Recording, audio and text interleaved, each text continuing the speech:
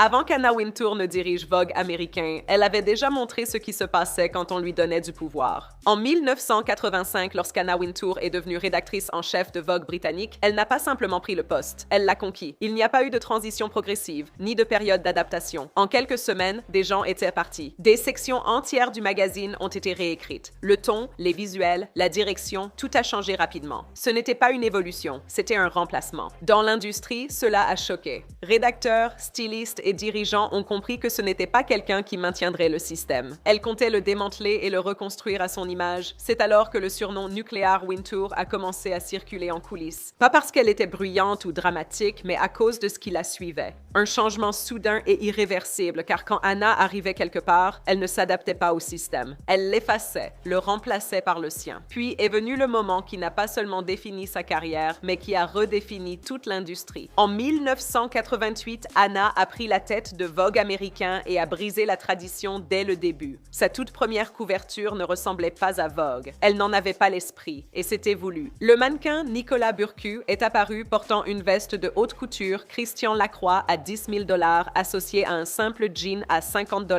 Le denim en couverture de Vogue, ça ne s'était jamais vu auparavant. On considérait cela comme trop bon marché, trop ordinaire, presque inapproprié pour un magazine fondé sur le luxe intouchable. Quand l'image a été envoyée à l'impression, les imprimeurs ont cru à une erreur et ont appelé pour vérifier, mais c'était volontaire. Cette décision a envoyé un message que le monde de la mode ne pouvait ignorer. Les règles changeaient, car Anna avait compris ce que personne d'autre n'avait encore saisi. Le luxe à lui seul n'était plus synonyme de pouvoir. C'était la pertinence qui comptait. Et en une seule image, elle n'a pas seulement modernisé Vogue, elle a redéfini ce que la mode avait le droit d'être.